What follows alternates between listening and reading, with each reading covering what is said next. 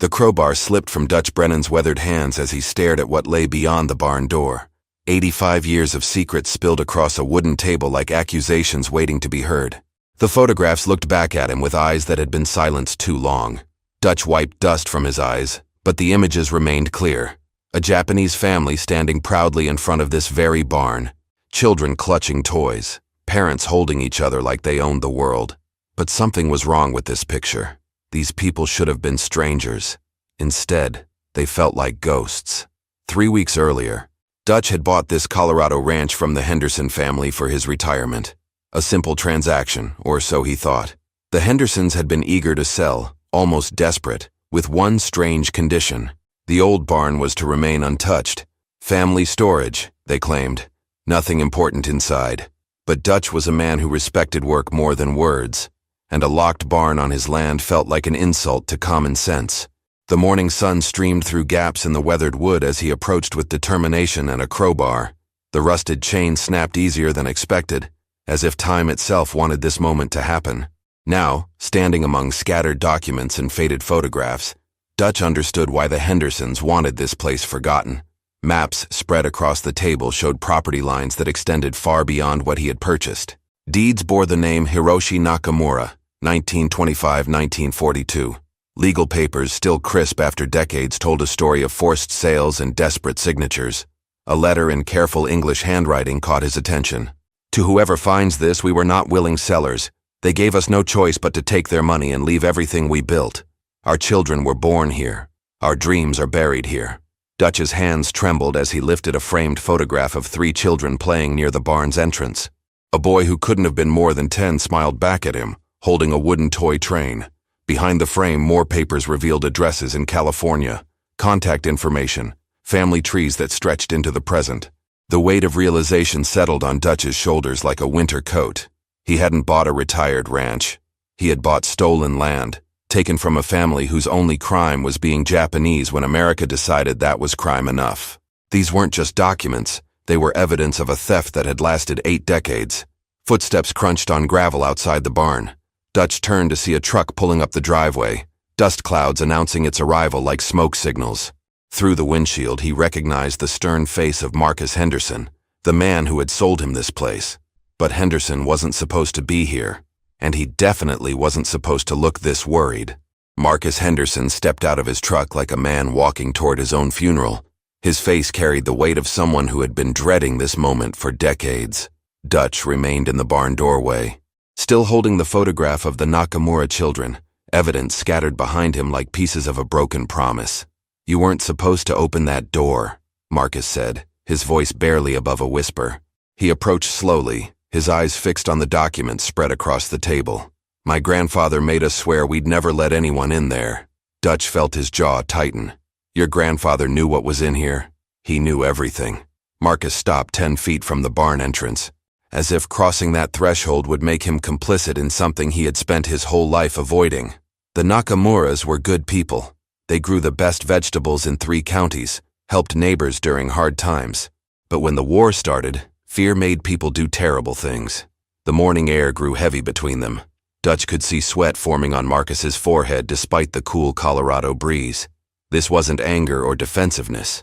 This was shame, passed down like an inherited disease through generations of Henderson men. "Your family forced them out," Dutch said. It wasn't a question. The government was relocating all Japanese families to internment camps. "My grandfather saw an opportunity." Marcus's voice cracked slightly. "He offered them $500 for everything. The land, the buildings, the equipment. They had 48 hours to decide. Take his money or lose everything for nothing." Dutch looked down at the deed in his hands. The property was worth over $3 million now. $500 in 1942 was theft disguised as mercy. "They had children," Dutch said, holding up the photograph. 3 kids. The oldest was 12. Marcus finally stepped closer, his face pale. "After they left, my grandfather sealed that barn and made my father promise never to open it. Then my father made me promise the same thing. We all knew what was inside. We all knew it was wrong. So why sell to me? Why not make this right yourself?" Marcus laughed bitterly. "With what money? The ranch has been losing income for years. My wife needs surgery we can't afford. My son wants to go to college." He gestured toward the documents.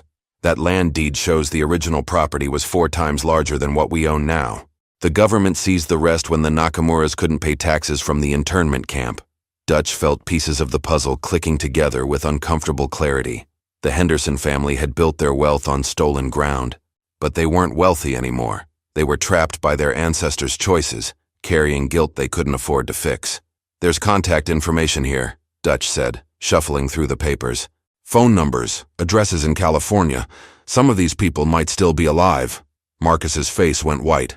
"You can't call them." "Why not?" "Because if you make this right, my family loses everything. And if you don't—" Marcus's voice trailed off as he stared at the evidence of 8 decades of silence. "Then we're all just thieves who got away with it." The sound of another vehicle approaching broke the tension.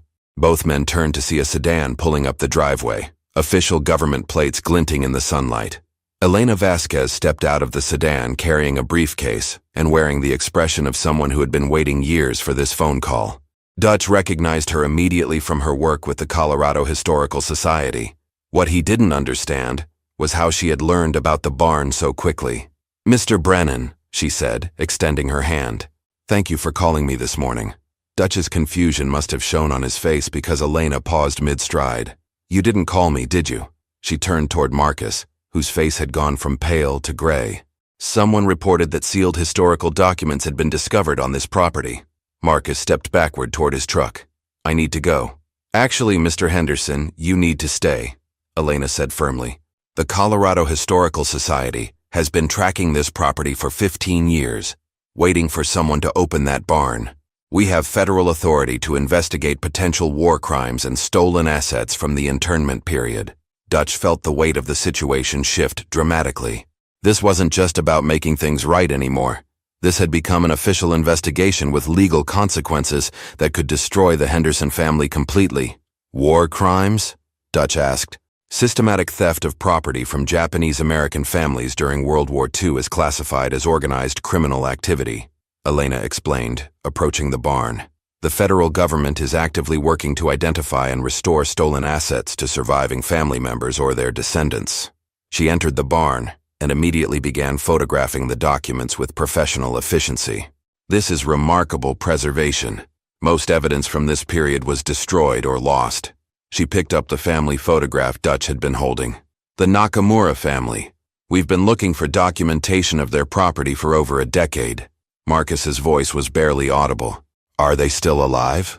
"Kenji Nakamura, the youngest son in this photograph, lives in Sacramento. He's 78 years old and has been fighting for recognition of his family's stolen property since the 1970s. Elena continued documenting everything. "His children are lawyers now. They never stopped believing this evidence existed." Dutch watched Marcus struggle with this information. 3 generations of Henderson guilt were about to become 3 generations of legal consequences.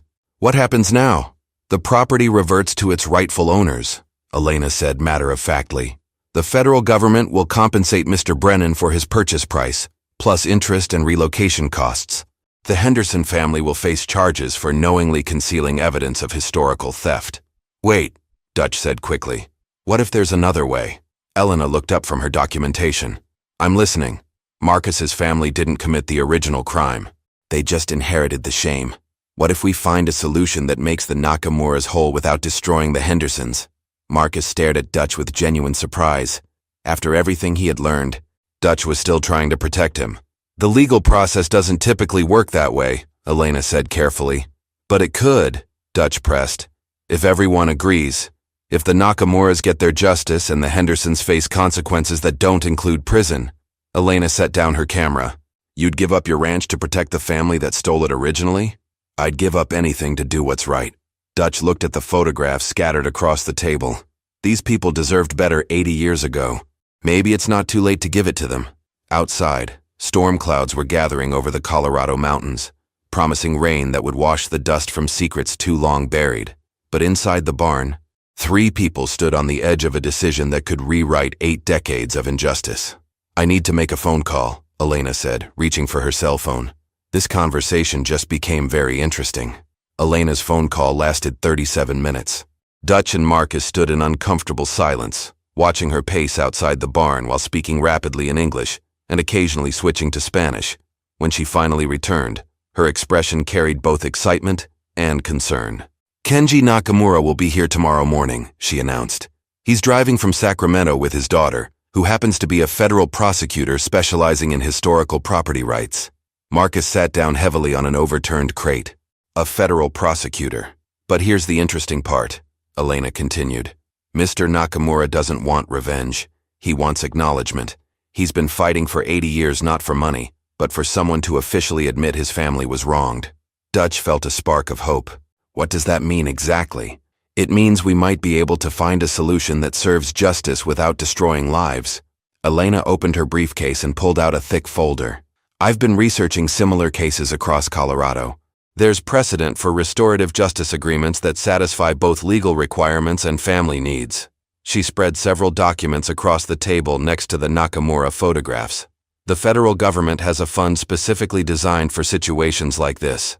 They can purchase the property at current market value, restore it to the Nakamura family, and provide compensation to all affected parties." Marcus looked up sharply. "Including compensation for us? The Henderson family would receive fair market value for the improvements made to the property over 80 years. Minus restitution payments for the original theft. It's not perfect, but it's not bankruptcy either." Dutch studied the legal documents Elena had brought. The numbers were complex, but the basic concept seemed workable. The Nakamuras would get their land back. The federal government would handle the financial burden. The Hendersons would face consequences, but not complete destruction. "What about criminal charges?" Marcus asked. "That depends entirely on how cooperative your family is with the investigation," Elena said carefully. "If you voluntarily provide any additional evidence, help locate other affected families, and publicly acknowledge the wrongdoing, the prosecutor might recommend community service and restitution rather than prison time." The afternoon sun was beginning to shift shadows across the barn floor. Dutch realized they had been standing among these secrets for over 4 hours, but it felt like days. The weight of 8 decades was finally beginning to lift. "There's one more thing," Elena said, hesitating slightly. "Mr. Nakamura specifically asked about the current owner of the property. He wants to meet you, Mr. Brennan." "Why?" "Because you're the first person in 80 years who was willing to open that door and face what was inside. He said that takes courage most people don't have." Marcus stood up slowly, brushing dust from his jeans. "What do I tell my wife? My kids? How do I explain that our whole life was built on stolen ground?" "You tell them the truth," Dutch said firmly. "And you tell them you're finally making it right." Outside, the storm clouds Elena had noticed were moving closer to the mountains. But for the first time since discovering the documents, the gathering darkness felt like preparation for cleansing rather than destruction. "Tomorrow changes everything," Elena said, packing her equipment. "Are you both ready for that?"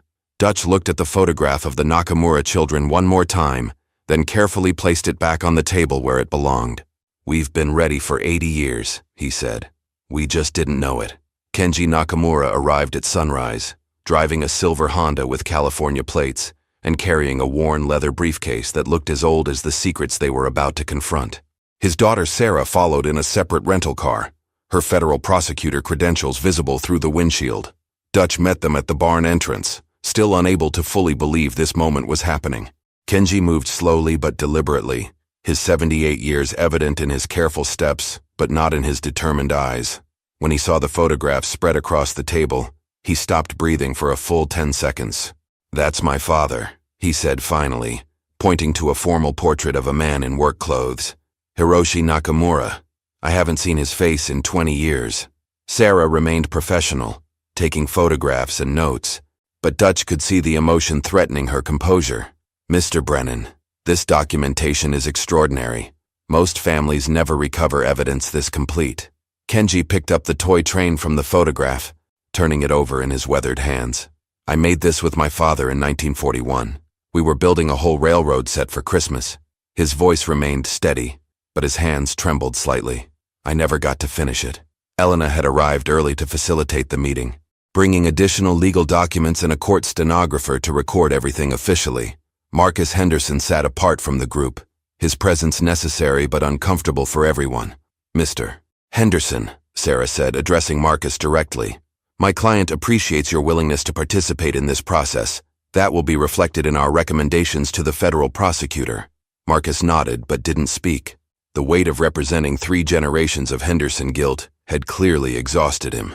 The property restoration process can begin immediately, Sarah continued. We've reviewed the federal compensation guidelines Elena provided.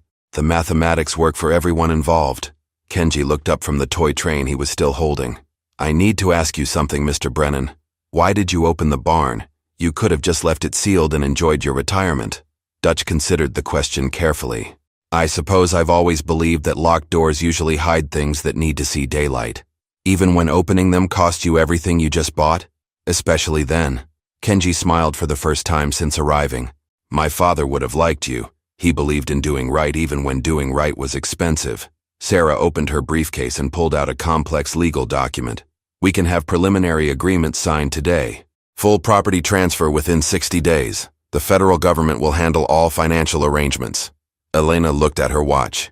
The Historical Society is sending a preservation team this afternoon. This barn and everything in it will be designated as a protected historical site. Dutch felt a strange mixture of loss and satisfaction. His retirement ranch was disappearing, but something far more important was taking its place. Justice delayed but not denied. There's one more thing, Kenji said, still holding the wooden toy. Mr. Brennan, when the property transfers back to my family, we'd like to offer you a different arrangement. Everyone in the barn turned to look at him. We want to hire you as the ranch manager. Someone who understands the value of opening locked doors should be the one taking care of this place. The morning sun streamed through the barn windows, illuminating 80 years of hidden truth finally brought into the light. Kenji asked to walk the property alone before signing any documents.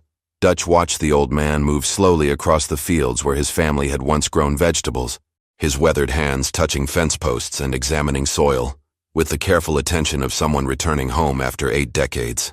Sarah remained in the barn with Elena and Marcus, reviewing legal paperwork, but Dutch felt compelled to follow at a respectful distance.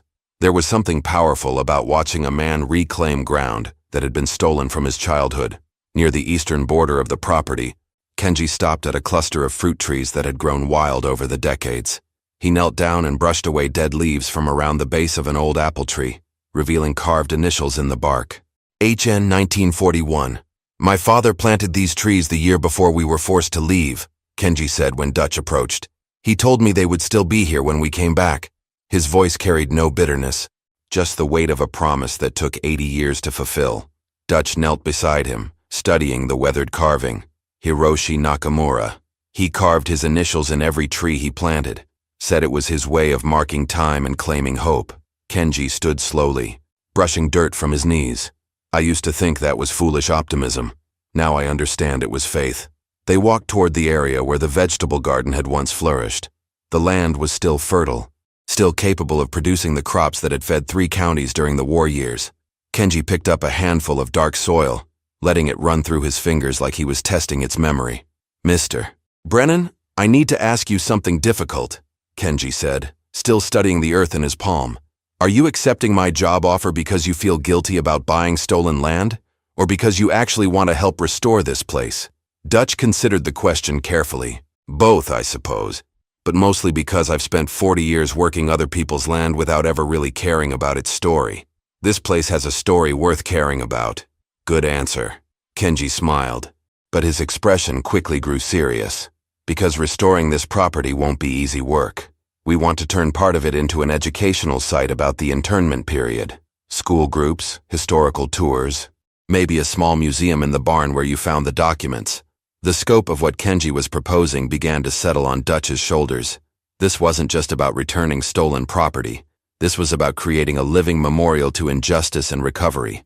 Your family would do that? Open your private pain to strangers?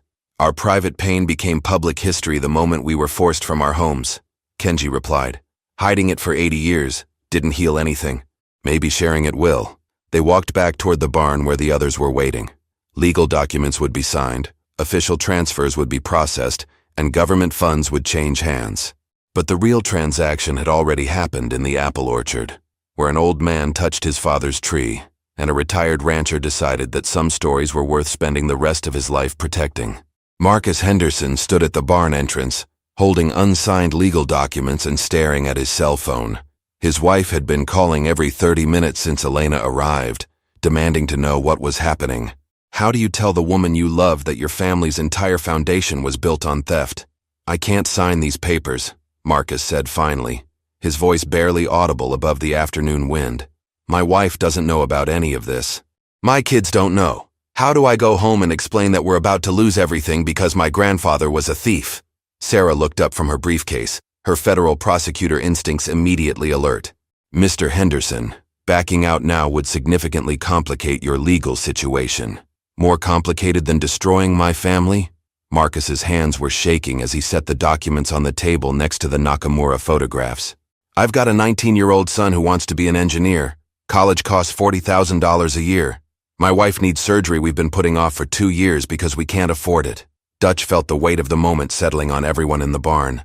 They were so close to justice, but justice without cooperation from the Henderson family would become something uglier and more destructive.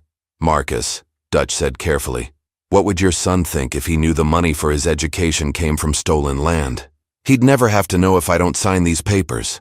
But you'd know, Kenji said quietly. He had returned from his walk around the property with dirt still under his fingernails and a peace in his expression that hadn't been there an hour earlier. I spent 80 years knowing my family was wronged. It doesn't get easier with time. Marcus looked at the old Japanese man with something between resentment and desperation. Easy for you to say. You're getting your land back. I'm losing mine. No, Kenji replied firmly. I'm getting my family's story back. There's a difference.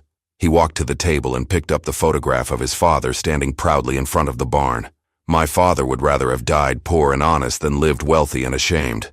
Elena checked her watch and made a note in her legal pad.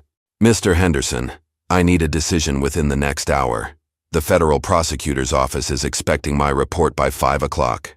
Marcus looked around the barn at the evidence of his family's decades-old crime. Documents that proved his grandfather's greed. Photographs that showed the family his ancestors had betrayed.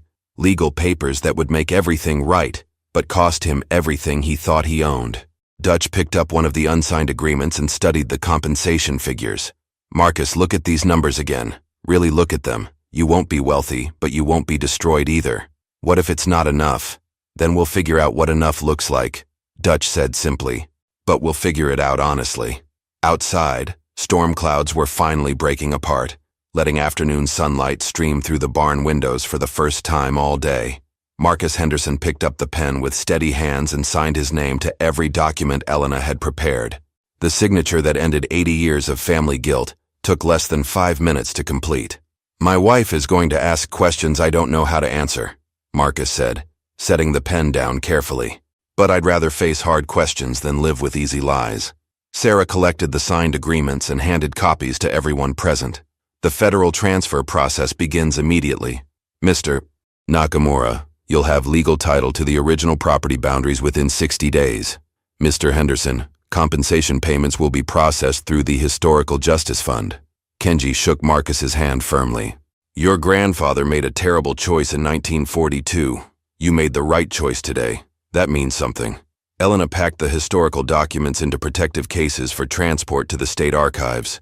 This barn will be preserved exactly as we found it. The Colorado Historical Society will fund a complete restoration and educational center. Dutch watched the official transfer of documents with a mixture of loss and satisfaction. In 3 hours, his retirement plans had been completely destroyed and completely transformed. The ranch he thought he owned was never really his, but the purpose he had found in protecting it felt more real than anything he had owned in 40 years. Mr. Brennan, Kenji said, approaching with a folded piece of paper. This is a formal job offer. Ranch manager, historical site coordinator, living wage plus housing. Are you interested? Dutch unfolded the offer and read terms more generous than he had expected. You're sure you want a stranger managing your family's land? You're not a stranger. You're the man who opened the door when everyone else kept it closed. Kenji gestured toward the photograph still spread across the table. My father would trust someone like that.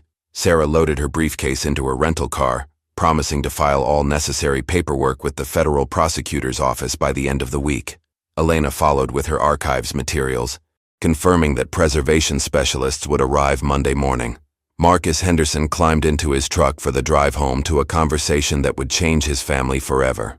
But for the first time in 3 generations, a Henderson man was driving away from the Nakamura property with a clear conscience. Dutch and Kenji stood alone in the barn as afternoon sunlight streamed through windows that had been dark for 8 decades. The sealed door was finally open, the hidden truth was finally visible, and justice delayed had finally arrived. "When do I start?" Dutch asked. "You started the moment you picked up that crowbar," Kenji replied. "Everything else is just paperwork." 6 months later, the Nakamura Historical Education Center welcomed its first school group. Dutch led the tour, telling the story of a sealed barn from 1940 and what one retired rancher found when he decided that locked doors were meant to be opened. If you enjoyed this story, click the video on your screen now to watch another unforgettable story where destiny and courage collide in ways you never expected. Don't forget to subscribe and consider a super chat to help us keep bringing you more stories like these. Your support means everything to us.